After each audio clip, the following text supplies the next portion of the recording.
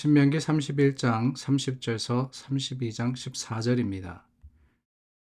그리고 모세가 이스라엘 총회에 이 노래의 말씀을 끝까지 읽어 들리니라. 하늘이여 귀를 기울이라. 내가 말하리라.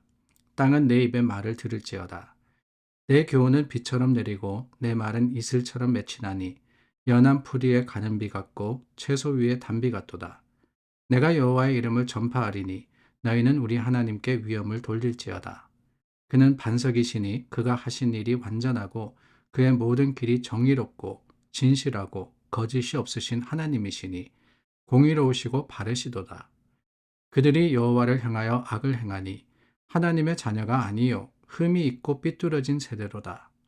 어리석고 지혜 없는 백성아, 여호와께 이같이 보답하느냐? 그는 내 아버지시요 너를 지으신 이가 아니시냐? 그가 너를 만드시고 너를 세우셨도다. 옛날을 기억하라. 역대의 연대를 생각하라.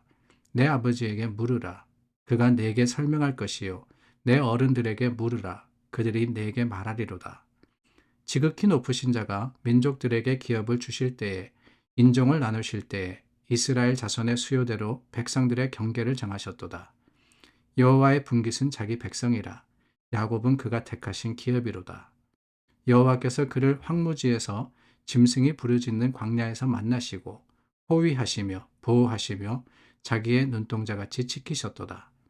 마치 독수리가 자기의 보금자리를 어지럽게 하며 자기의 새끼 위에 너풀거리며 그의 날개를 펴서 새끼를 받으며 그의 날개 위에 그것을 엎는 것 같이 여호와께서 홀로 그를 인도하셨고 그와 함께한 다른 신이 없었도다. 여호와께서 그가 땅의 높은 곳을 타고 다니게 하시며 밭의 소산을 먹게 하시며 반석에서 꿀을 굳은 반석에서 기름을 빨게 하시며 소의 엉긴 젖과 양의 젖과 어린 양의 기름과 바산에서 난 순양과 염소와 지극히 아름다운 밀을 먹이시며 또 포도즙의 붉은 술을 마시게 하셨도다. 신명기 31장에서 여호수아가 모세의 뒤를 이어서 민족의 지도자로 세워졌던 것을 우리는 기억합니다. 31장 전반부의 말씀인데요. 그 이후에 다시 한번 하나님께서 모세를 통해서 이스라엘에게 가르쳐 주시고 또한 지시하신 내용이 바로 오늘 본문 그리고 계속 이어지는 그 말씀입니다. 특별히 우리가 나누었던 31장 마지막 절과 32장 전체, 그 전체는 오늘 말씀해 보니까 이 노래의 말씀을 끝까지 읽어 들리니라 라는 표현이 있습니다. 이 노래의 말씀, 그러니까 32장에 나오는 1절부터 시작해서 43절까지입니다. 그 내용은 그저 설교가 아닌 찬송의 가사다라고 하는 것이지요. 하나님께서 참 다양한 방법으로 우리에게 은혜를 주십니다. 우리가 예배를 드릴 때도 그렇지 않습니까? 그저 설교자의 말씀만이 전해지는 것이 아니죠. 거기에는 찬송이 있고 기도가 있고 뿐만이 아니라 특별한 여러 방법으로서 하나님의 영광을 드러내는 많은 이 요소가 모여서 주님의 거룩하심을 증거하는 것, 그게 바로 예배입니다. 우리 모세가 전했던 하나님의 말씀도 그렇습니다. 여지껏 모세는 하나님의 말씀을 율례로서 가르치기도 하고 또한 그들에게 권면하기도 하며 오늘 마지막 이 부분에서는 찬송으로서 그들이 함께 부를, 그러니까 여러분 찬송으로 부르면은 우리가 훨씬 외우기가 쉬운 것 기억하시죠?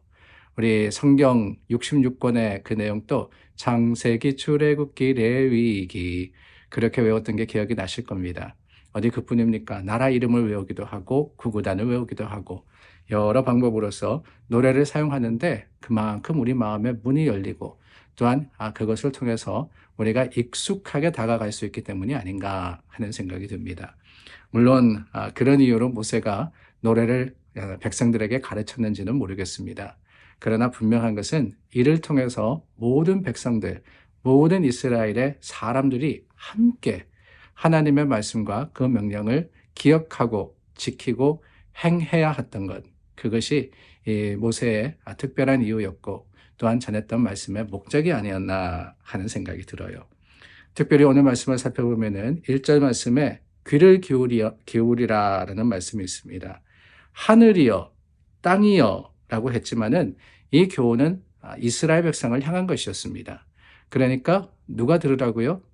백성들아 들으라 이 말씀을 하신 거예요. 하나님의 말씀을 전할 테니까 너희는 귀를 기울여 들어라 라고 명령하시는 것이지요. 들으라라는 표현이 성경에는 참 많이 나옵니다. 예수님께서 천국의 진리를 가르치시면서 귀 있는 자는 들을지어다 라고 했던 것을 여러분들 기억하실 겁니다. 귀 있는 자는 들을지어다. 하나님의 말씀이 전해지니까 그만큼 관심을 기울여라. 그만큼 집중해라. 라는 뜻도 있지만 들을 귀 있는 자는 들을지어다. 그러니까 하늘나라의 진리와 또한 하나님의 말씀의 지혜가 사실은 미련한 자들에게는 아무것도 아니라는 거예요. 그러나 그것을 알기를 원하고 또한 알기를 노력하고 힘쓰는 자들에게는 뭡니까?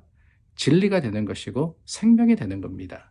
그렇기 때문에 성경의 말씀은 들으라 라고 하시는 이 표현을 굉장히 즐겨 사용하시는 겁니다. 그런데 여러분, 우리가 모세에 대한 이야기, 출애굽에 대한 이야기를 나누고 있는데 들으라 라고 한 그 명령을 또한 우리는 기억합니다. 어디에서 들었을까요? 다른 게 아니죠. 신명기 6장 말씀, 그 신명기 6장 말씀에 보면은 쉐마라는 말씀이 나옵니다. 쉐마는 말 그대로 들으라 라고 하는 겁니다. 쉐마 오 이스라엘 이렇게 시작을 하죠. 이스라엘아 들으라.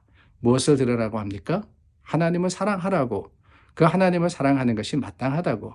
그것을 또한 우리 자녀들에게 가르쳐 지키게 해라 라고 명령하신 것 우리는 기억합니다. 하나님의 명령, 약속, 그 약속이 신명기 6장에도 또한 그 이후에도 계속 반복되면서 출애굽한 이스라엘 백성들, 이제 가나안 땅을 바라보는 그들에게 하나님의 하시는 일과 하실 일을 가르치셨던 것, 그게 바로 귀를 기울여라 라고 하시는 말씀의 목적이었던 것입니다. 근데 무엇에 대해서 귀를 기울이라 그러시냐? 다른 게 아닙니다. 오늘 말씀해 보니까 하나님은 정의로우신 하나님이시고 진실하시고 바르신 하나님이시다라고 했어요. 4절 말씀이죠. 하나님이 어떤 분이시냐? 그것을 깨달아 알아라 라고 하는 겁니다. 하나님을 알 때 그 하나님을 의뢰할 수 있고 하나님을 의뢰하면 하나님께서 들으시고 이루어 주시기 때문입니다.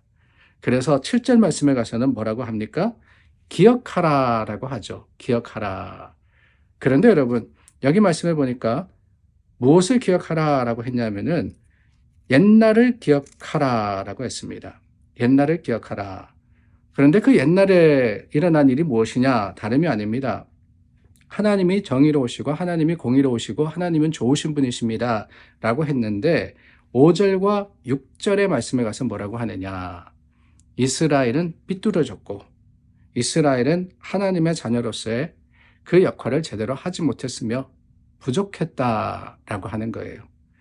무엇을 기억하느냐? 바로 그 사실을 기억하라고 하는 겁니다. 하나님은 신실하신데 그 하나님을 의뢰하는 이 세대 또한 백성들은 하나님의 그 의로우심과 거룩하심에 합당하지 못하다는 거예요. 뭐냐? 악을 행한다라고 하고 있습니다.